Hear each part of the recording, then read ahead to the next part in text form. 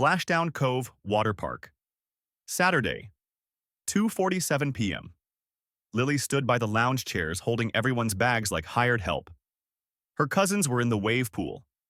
Jake, 10 years old, launched himself off the edge with zero fear.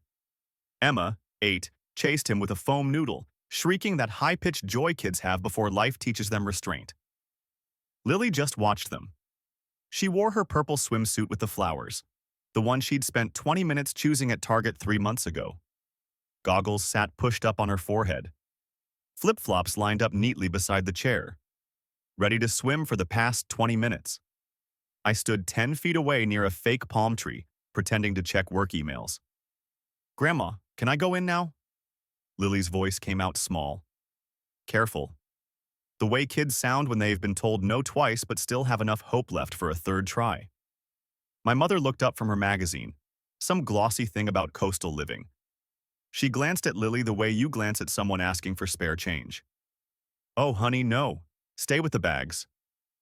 Lily's face did something I'd seen before. This tiny recalibration, like watching a door close very quietly. "But Jake and Emma are swimming," she pointed at them. Mom smiled, that specific smile adults use when explaining obvious things to children. "I know, sweetheart, but you're not really family enough for the family activities. You understand, right? Someone needs to watch the bags. You're so good at helping." Not family enough. The words hit my chest like stones dropping into deep water. Lily nodded without arguing. She adjusted her grip on the bags, shifted her weight, then turned her head and looked directly at me. She didn't say anything. In that look, I saw the question she'd been asking her whole life without words. Why don't they love me the way they love Jake and Emma? I'd spent 3 years covering things, quietly handling bills, making sure the family stayed afloat, telling myself it mattered. But watching my daughter hold beach bags while her cousins played, I realized something very simple. It didn't. I pulled out my phone. Not to check emails this time, to stop paying for people who didn't value us. I opened my banking app and found the account I'd set up 3 years ago.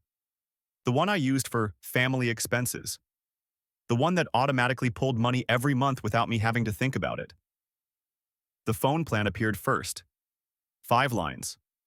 Mom, Dad, Sarah, Dennis, even Sarah's landline.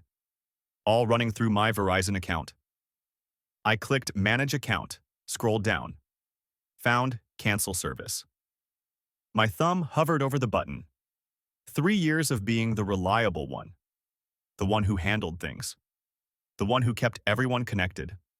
I pressed it. Confirmed. Service termination. Tonight, 11:59 p.m. My phone buzzed with the confirmation email. I put it in my pocket and walked over to Lily. "Hey, baby, time to go." She looked up, confused. "Already? We got here like an hour ago." "Something came up?" "What about Jake and Emma?" I glanced at them in the pool, completely unaware their cousin had been standing there the whole time. "They'll figure it out." I started packing our stuff. The sea turtle towels, half-empty sunscreen, my wallet. Mom noticed. "Mark, you're leaving?" "Yep." "But it's only 3. We have the cabana until 6. The cabana I'd paid for, plus tickets for 7 people, all on my credit card. But I didn't say that. Didn't need to. Something came up. I kept packing. Sarah walked over, dripping wet, holding a $19 souvenir margarita. "Mark, come on. Don't be dramatic. Stay. The kids are having so much fun." I looked at her, then at Jake and Emma shrieking with laughter, then at Lily holding everyone's bags. "Lily, let's go." She set the bags down like they were made of glass, grabbed her towel and flip-flops, followed me. "Mark, seriously, what's going on?" Mom called after us. I kept walking, through the turnstile, past the gift shop, out to the parking lot where asphalt shimmered in afternoon heat. Lily climbed into the passenger seat and buckled up. She stared out the window at families streaming toward the entrance. I started the engine. Cold air blasted from the vents. We pulled out. 2 miles passed in silence except for the AC humming and radio playing some pop song about summer. Then, why did Grandma say I'm not family enough? My hands tightened on the steering wheel until my knuckles went white. I don't know, Lily. Is it because of Mom? Her mom, Maria, my ex-wife. We'd met in college, married young, divorced when Lily was 2 because we'd grown into different people. The divorce was amicable. Joint custody. Maria had Lily during the school year in Austin. I had summers and weekends. But my family never accepted Maria. Never accepted Lily. Little comments over the years. She's so exotic looking. Does Lily speak Spanish at home? Maybe it's better if Lily stays home this Christmas. I'd ignored those comments, made excuses, told myself they'd come around. 3 years proved otherwise. Your grandma was wrong, I said. Silence from the passenger seat. Your family, Lily. You're my family. And she was wrong. I pulled into a Dairy Queen parking lot without planning it. Just needed to stop before I drove angry. You want ice cream? She looked at me, suspicious. It's 3:30 in the afternoon. So? A tiny smile cracked through. Ice cream sounds good. Inside, the place was empty except for teenagers in a corner booth and a mom with toddlers. We ordered 2 blizzards, Oreo for her, cookie dough for me, and sat in a booth by the window. Lily ate slowly, picking out cookie dough chunks first and organizing them by size on her napkin like a tiny scientist. My phone sat on the table between us. Dark. Silent. But my mind wasn't silent. I was thinking about the phone plan I just canceled. And what else was running through that same account? Car insurance, probably. I'd co-signed something for Dad years ago. Health insurance supplement for Mom's prescriptions. How much was I actually paying every month? I'd never added it up. Never wanted to see the total. Just let it auto-draft and pretended it wasn't happening. My phone buzzed. Mom. Why did you leave so suddenly? Everyone's asking. Did Lily have a tantrum? I flipped it face down. Lily watched me. You're not texting Grandma back? Not right now. She nodded and took another bite. Are you mad at her? I thought about it. Mad felt too hot, too loud, too temporary. This was something colder and quieter. I'm disappointed. Lily scooped more ice cream. Me too. We finished in comfortable silence, the kind you can only have with someone you don't need to perform for. Then we drove home. The house was quiet when we pulled into the driveway. Small 2-bedroom rental in a decent neighborhood. Beige siding, grass needing mowing, nothing fancy. But it was ours. Lily went straight to her room and changed into pajama pants and an oversized hoodie. She came back with her hair still damp. Can we watch a movie? Yeah, pick whatever. She scrolled Disney Plus and chose Moana for probably the 100th time. We sat on the couch. She leaned against me with her head on my shoulder. Halfway through How Far I'll Go, she fell asleep. I could feel her breathing slow down. My phone lit up on the coffee table. Mom. Mark, seriously, what happened? Call me. Sarah. Did Lily have a meltdown or something? Dad. Your mother is upset. Call her. Messages appeared one after another. All of them asking what went wrong. None of them asking what they'd done. I let Moana finish. Carried Lily to her room. She barely stirred. I tucked her in, pulled the blanket to her chin, turned on her turtle nightlight. Back in the living room, I opened my laptop. Logged into my banking app. Found the family expenses account. Started scrolling through auto payments.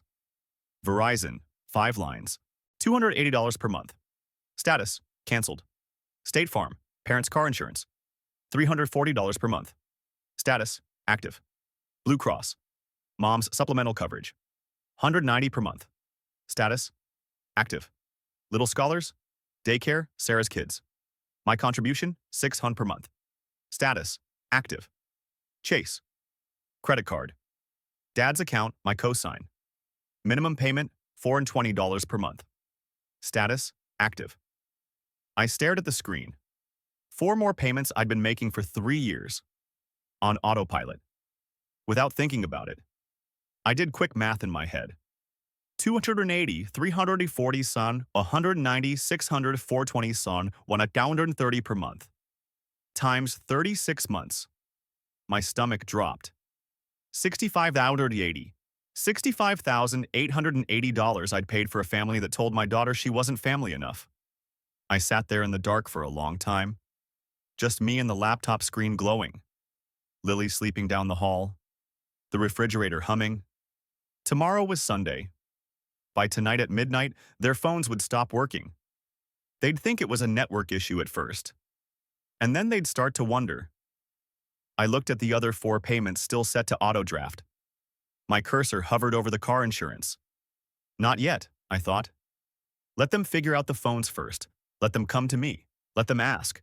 And then I'll show them exactly what I've been paying for all these years. I closed the laptop and sat in the quiet. For the first time in 3 years, I felt something I hadn't felt before. Not anger, not sadness, control. And it felt lighter than I expected. Sunday, 6:47 p.m. I was making spaghetti when the pounding started. Not knocking. Pounding. The kind that makes your door frame rattle and neighbors peek through curtains. Lily looked up from her homework at the kitchen table. Is that Grandma? Probably. Are you going to answer it? I drained the pasta. After dinner. The pounding continued. Harder now, more desperate. I plated 2 servings. Added sauce. Grated Parmesan. Set one in front of Lily. Sat down with mine. Dad? Eat first. Door second. We ate slowly. Lily kept glancing at the door between bites. The pounding had shifted to knocking. Rhythmic. Patient. Then back to pounding. I finished my plate. Rinsed it. Loaded the dishwasher. Wiped down the counter. Only then did I walk to the door. Through the peephole. Mom. Face blotchy. Eyes red. She'd been crying for hours. I opened it. She pushed inside without asking. What did you do? I closed the door. Walked back to the kitchen. Started making coffee. Mark, I've been calling you all day. Our phone stopped working at midnight. I had to drive over here because I couldn't. She stopped. Saw Lily at the table. Forced her voice lower. We need to talk. We're talking. Alone. I looked at Lily. She grabbed her plate without me asking and disappeared into her room. Mom waited until the door clicked shut.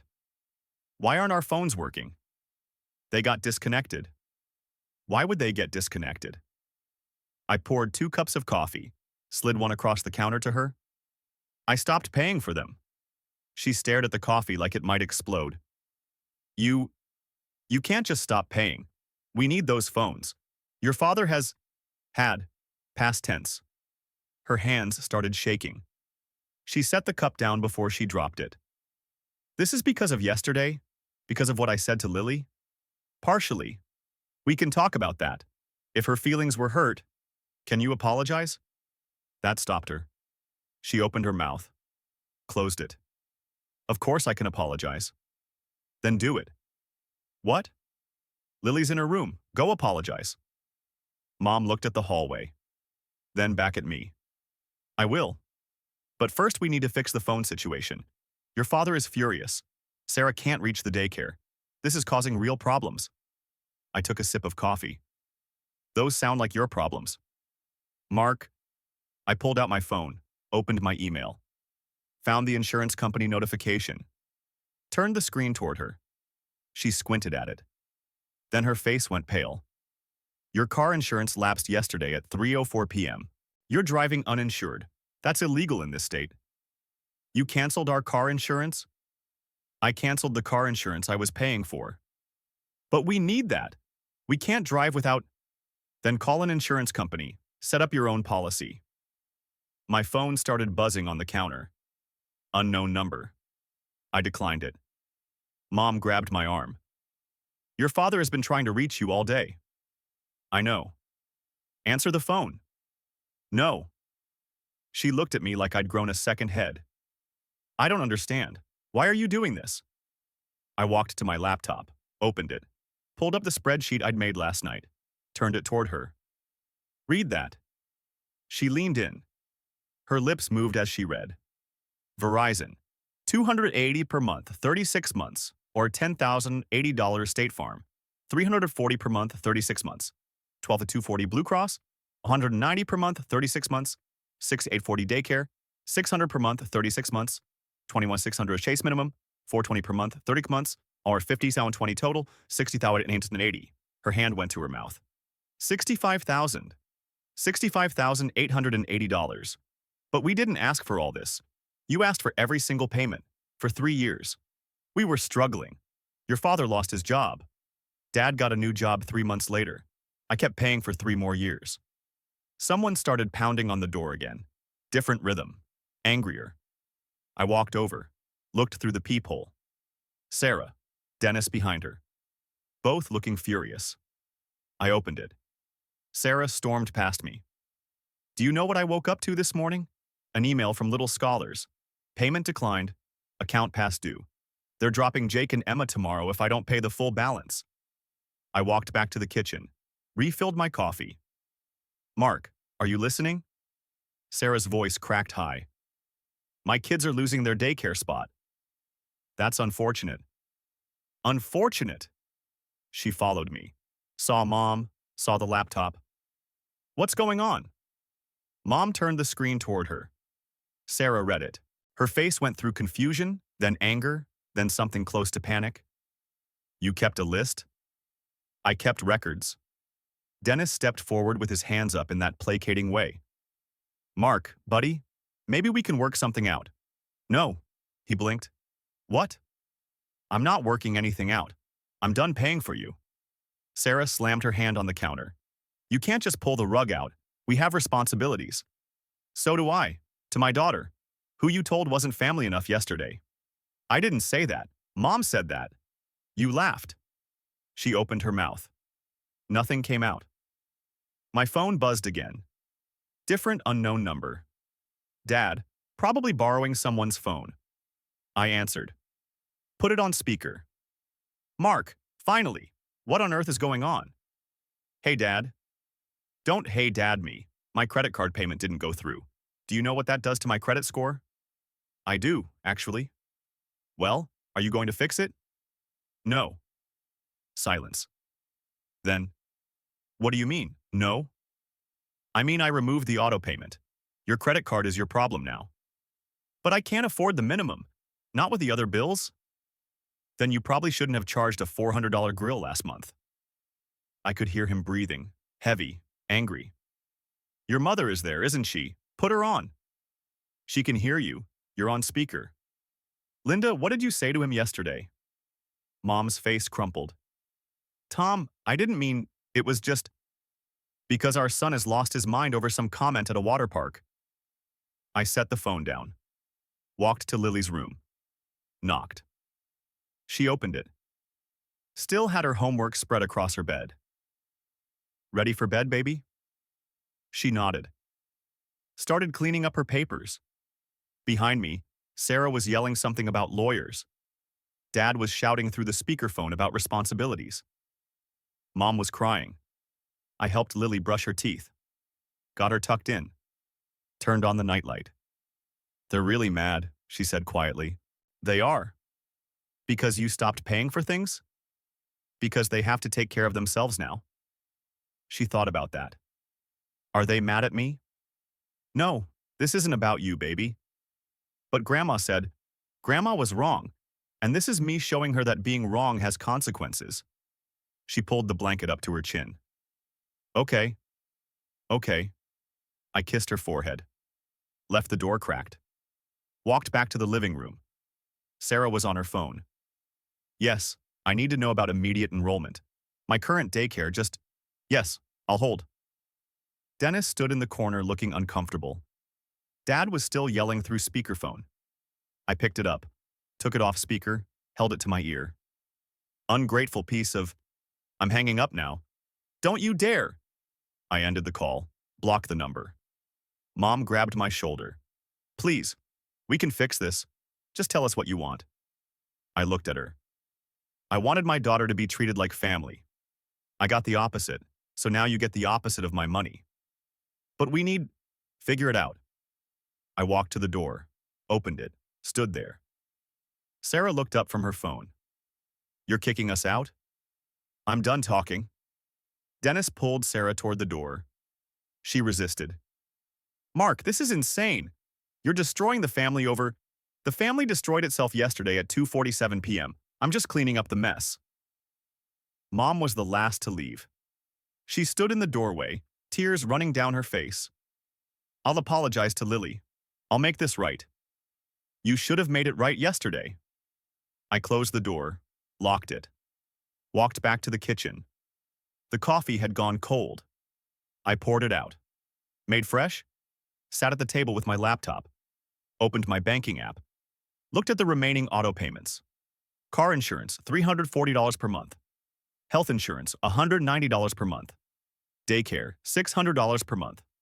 Credit card, $420 per month. My cursor hovered over the car insurance.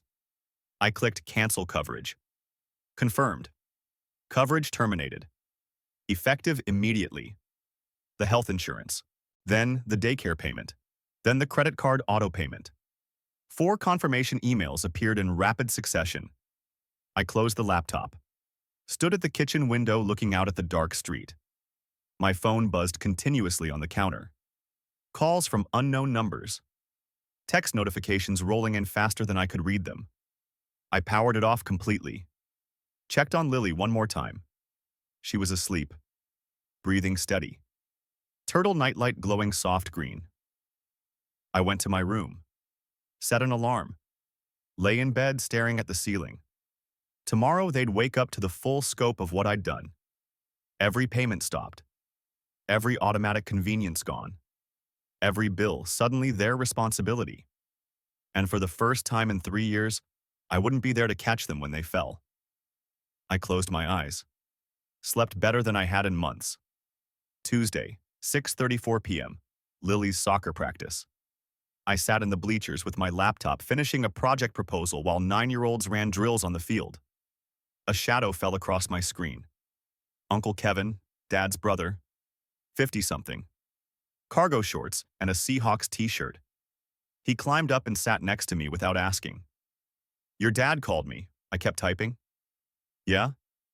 Said you've lost your mind. Cut them off completely. That's mostly accurate. He watched Lily intercept a pass and kick it downfield. Want to tell me your side? I saved my work, closed the laptop. Mom told Lily she wasn't family enough. I've been paying $1,830 a month for 3 years for people who think my daughter doesn't belong. I stopped. Kevin was quiet for a moment. That's what Linda said? Those exact words? You're not really family enough for the family activities. He exhaled through his teeth. Jesus. Yeah? And the money thing? 65 grand? You heard about that. Linda called Janet crying, showed her some spreadsheet. He rubbed his face. I didn't know you were covering all that. Nobody asked. Practice ended. Lily jogged over, face flushed, hair stuck to her forehead with sweat. She saw Kevin and waved. Hi, Uncle Kevin. Hey, kiddo. Good hustle out there. Thanks. She looked between us, reading the tension like she always did. Are we going now? Grab your stuff. She collected her water bottle and cleats. Kevin stood up with me. Mark, I'm not saying Linda was right, but destroying their finances? I'm not destroying anything. I'm just not building it for them anymore. He nodded slowly. Fair enough. We walked to the parking lot. Lily climbed in the car. Kevin lingered by my door. They're really struggling, you know. Linda's medication alone. She can call her doctor. They have payment plans. You're really not going to help? I looked at him. For 3 years I helped. Where were you? He didn't have an answer for that. I drove home, made Lily a sandwich, helped with her math homework, fractions that seemed unnecessarily complicated for 4th grade. My phone stayed off, had been off since Sunday night. Wednesday morning, I turned it back on. 47 missed calls, 63 text messages, 12 voicemails. I deleted all of them without reading or listening. Got to work at 8. My office was quiet. Glass walls, chrome chairs. The kind of corporate space where everything echoed. My assistant knocked around 10. Mark, someone from State Farm called. Said it was urgent. About an account ending in 8307? I'll handle it. She left. I didn't call them back. Lunchtime, I walked to the cafe across the street. Ordered a sandwich. Sat outside despite the December cold. That's when I saw it. My mother, coming out of a Walgreens 3 blocks down, carrying a small white pharmacy bag. She walked slowly, deliberately, like every step cost her something. She looked older than I remembered, tired, smaller somehow. I watched her get into her car, Dad's old Camry. She sat there for a minute before starting the engine. Just sat there staring at the steering wheel. I felt something twist in my chest. Not guilt. Something else. Something I didn't want to name. She drove away. I finished my sandwich. Went back to work. That evening, I picked up Lily from after-school care. We stopped at the grocery store. While I was comparing pasta sauce prices, my phone rang. Unknown number. I almost declined it. But something made me answer. Mark Morrison? Speaking. This is Amanda from First West Energy. I'm calling about account 83074429. We show an unpaid balance of $847 with a scheduled shutoff for Friday if payment isn't received. I pulled my cart to the side of the aisle. That's not my account anymore. Sir, the account is registered in your name. The property owner contacted us about transferring it, but they need your signature to. I'm not signing anything. Sir, without your authorization, we can't transfer the account. And if payment isn't received by Friday, we'll have to disconnect service. Then disconnect it. Pause. Sir, I should mention there are minors living at this address. Your niece and nephew?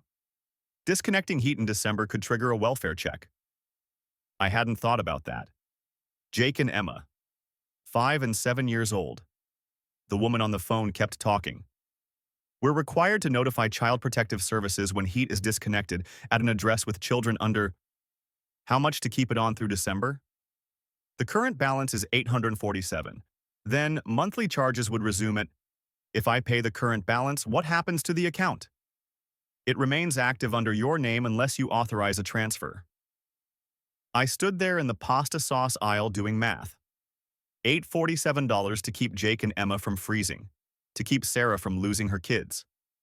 Send me the transfer paperwork, I'll sign it, but I'm not paying the balance. Sir, if the balance isn't paid, they'll pay it, or you'll shut it off, but I'm signing the transfer either way. I hung up. Lily appeared at my elbow with a box of mac and cheese. Who was that? Nobody important. You ready to check out? That night, I got an email from the utility company. Transfer authorization form attached. I filled it out, signed it electronically, sent it back. 20 minutes later, another email arrived. From Sarah. Subject. Really? The power company just called. Said you authorized a transfer but won't pay the balance. $847, Mark.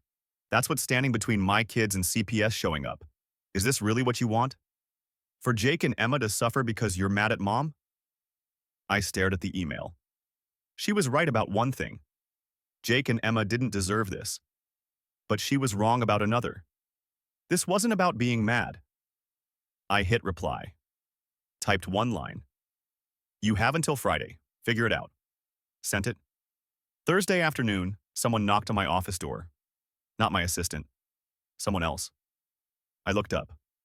Sarah. Standing there in business casual. Hair pulled back. Eyes red, but makeup covering most of it. How did you get up here? Told reception I was your sister. They didn't ask questions. She closed the door behind her. Sat down across from my desk. We need to talk. We really don't.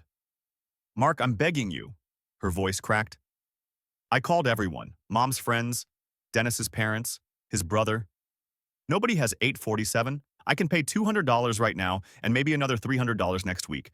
But the power company won't do a payment plan until the account is current. That sounds like a problem. It's my kids, Mark. Several heads turned outside my glass office. Sarah noticed. Lowered her voice. Please. I'll pay you back. I swear. Monthly payments. Whatever you want. Just don't let them shut off the heat. I leaned back in my chair. Where's Dennis? Working. Why? His insurance sales. How's that going? She looked away. It's been slow. Slow enough that you can't come up with $847 between the two of you? We have bills, the mortgage, car payments. Right. Bills, responsibilities, things adults handle. She stood up. You know what? Fine. Don't help. Let them shut it off. Let CPS come. And when Jake asks why Uncle Mark doesn't love him anymore, I'll make sure he knows exactly what you did. She walked out. Didn't slam the door. Just left it open. I sat there for a long time, staring at the spreadsheet on my screen without seeing it. Jake asking why I didn't love him anymore. I closed my laptop. Left work early. Picked up Lily. Drove home in silence. That evening, I opened my banking app. Looked at the balance. I could pay $847 without blinking. Wouldn't even notice it missing. But that wasn't the point. I called the power company back. This is Mark Morrison, account 8307. I need to know what happens if the shutoff occurs on Friday. Miners at the residence would trigger a welfare check within 24 hours. And what does that look like? CPS visits the home, interviews the parents, assesses whether the children are in a safe environment. If heat isn't restored within 48 hours, they may recommend temporary placement. Jake and Emma in foster care because Sarah couldn't pay a bill. Because I wouldn't pay it. I thanked her. Hung up. Sat on my couch staring at nothing. Lily came out of her room, sat next to me, didn't say anything. Just sat there. After a while, are Jake and Emma going to be okay? How did you know about that? I heard you on the phone. Of course she did. I don't know, baby. Are you going to help them? I'm thinking about it. She picked at a thread on the couch cushion. They were mean to me, but I don't want them to be cold. 9 years old and already more mature than I was. Yeah, I said. Me neither. Friday morning, I woke up at 6 a.m., made coffee, stood at the kitchen window watching the sun come up, opened my banking app, transferred $847 to First West Energy, account 83074429. Current balance, $0. Then I sent an email to Sarah. Paid the balance, heat stays on, transfer paperwork is signed.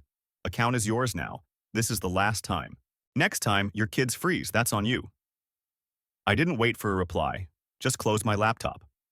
Lily came out for breakfast. I made pancakes. We ate in comfortable silence. My phone buzzed around 8, text from a number I didn't recognize. Thank you, I'm sorry. I deleted it. 3 weeks later, I was at Target buying laundry detergent when I saw Dad. He was in the pharmacy section, holding 2 prescription bottles, comparing prices, put one back, kept the cheaper one. He saw me. Froze. We stood there in the aisle, 15 feet apart, neither moving. He looked different. Thinner. Older. Wore a work uniform I didn't recognize. Some kind of retail or warehouse job based on the logo. Mark? Dad? I tried calling you. I know. He shifted the prescription bottle from one hand to the other. Your mother needs to talk to you. She knows where I live. She's afraid you won't answer the door. She's probably right. He nodded. Looked at the prescription in his hand. The cheap version doesn't work as well. But it's what we can afford now.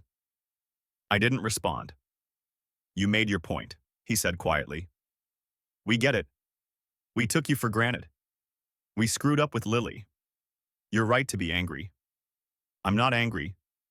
Then what are you? Done. He looked at me. Really looked. Like he was seeing me for the first time. Your mother's on blood pressure medication now. The stress of all this, the stress of being responsible for herself? He flinched. I guess I deserve that. You did. We stood there another moment. The store's speakers played some cheerful pop song that didn't match the moment at all. Lily doing okay? He asked. She's fine. Good. That's good. He cleared his throat. I should go. Your mother's waiting in the car. He started to walk away, stopped, turned back. For what it's worth, you were right. About all of it. Then he left. I stood there holding my detergent.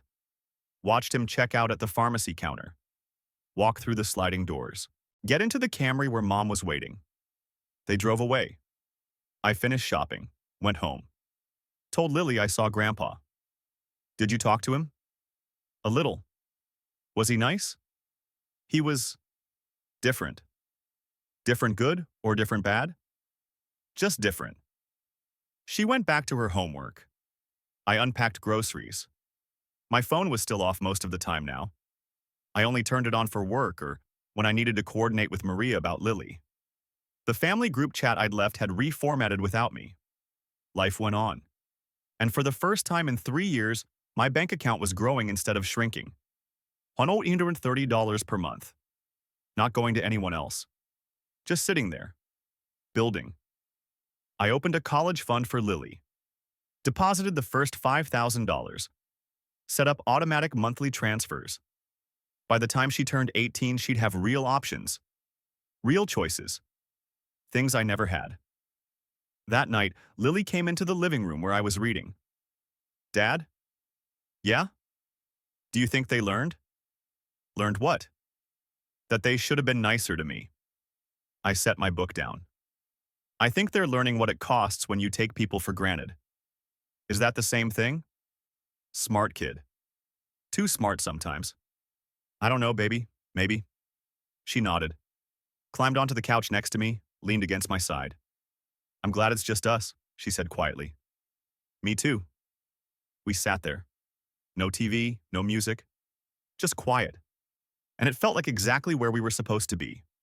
Month 3. January. The holidays had passed quietly. Just me and Lily. Chinese takeout on Christmas. Movies. Presents under a small tree we decorated together. No family dinners. No guilt trips. No awkward conversations about why we weren't coming over. Lily asked once if Grandma and Grandpa were doing okay. I said I didn't know. She nodded and went back to building her Lego set.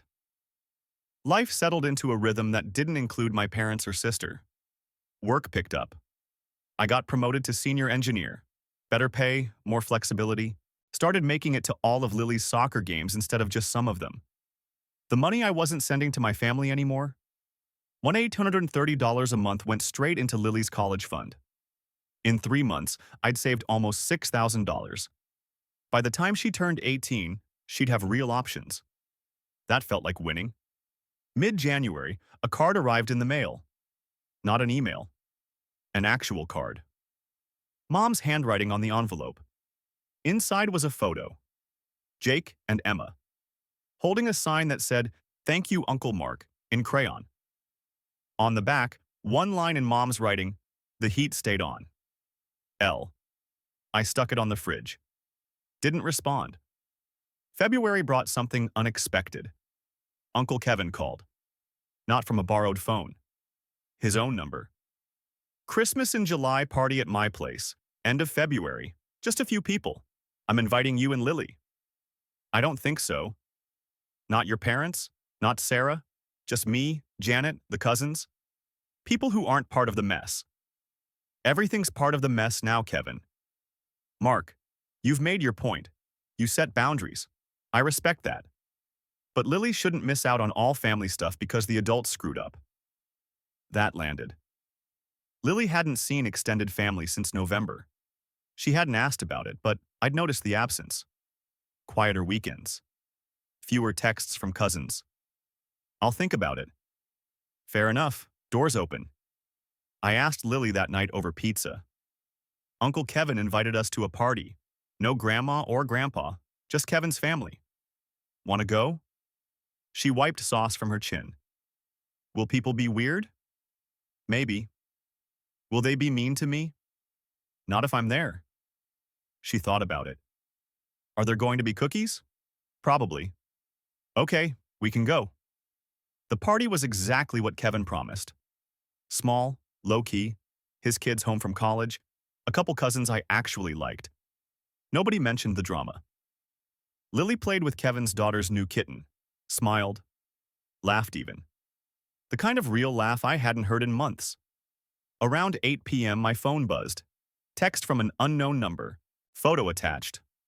Mom and Dad sitting on their couch, holding a small wrapped box. Tag visible. For Lily. Message. We understand if you don't want us there, but we wanted her to have this. Kevin can give it to you. Merry Christmas, Mark. I showed Kevin. He nodded. They dropped it off last week. Made me promise not to push you, just to let you know it exists. What is it?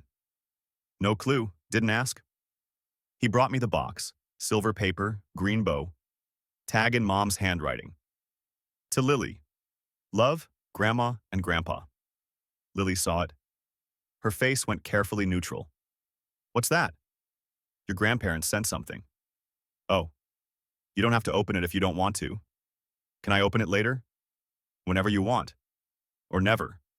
She took the box, turned it over in her hands. Put it in her coat pocket without another word. We left around 9, said our goodbyes. Lily thanked Janet for the cookies and asked if she could visit the kitten again. In the car, Lily pulled out the present. Studied it under the streetlights passing overhead. Are you going to open it? I asked. I don't know yet. That's okay. We drove home through late winter rain, the kind that makes everything look blurry and uncertain. Lily set the present on her dresser that night. It sat there for 3 weeks, wrapped, untouched. Then one Saturday morning in March, I heard her door open. She came into the kitchen holding it. I'm ready. I sat down at the table. She sat across from me, unwrapped it slowly, carefully, saved the paper. Inside was a silver bracelet, small, delicate, a charm shaped like a turtle, her favorite animal, because of her ocean conservation thing. She held it up to the light. How did they know I liked turtles? I don't know. Maybe they asked someone. Maybe they remembered. I didn't think they paid attention to stuff like that. Maybe they're trying to pay attention now. She put the bracelet on. It fit perfectly. It's pretty. It is. Does this mean I have to talk to them? No. Gifts don't come with obligations. She touched the turtle charm. Ran her finger over it. Okay. She wore it to school that day. Wore it to soccer practice. I noticed her touching it sometimes when she thought I wasn't looking. It didn't fix anything. One bracelet couldn't undo 3 years of being treated like she didn't belong. But it was something. April brought a different kind of message. Email from Sarah. Subject. I'm sorry. Mark, I've been thinking about what you said, about Lily at the birthday party, about Christmas gifts, about all of it. You were right. We treated her like she didn't belong. I treated her like she didn't belong. I'm sorry. Tell her I'm sorry if you want. Or don't. But I needed to say it. I read it twice. Didn't respond. Filed it in a folder. A week later, another email. Photos attached. Jake and Emma at a science fair. School project about renewable energy. Sarah's message. They asked about Lily yesterday. Asked why she doesn't come to family stuff anymore. I told them the truth, that we weren't kind to her, and Uncle Mark decided it was better for her not to be around people who weren't kind. They cried, Jake especially. Said he missed playing with her. I don't know if that matters to you, but I thought you should know. I showed Lily the email. She read it, looked at the photos. Do you miss them? I asked. Sometimes. They were fun when they let me play. If you wanted to see them sometime, I don't know if I do yet.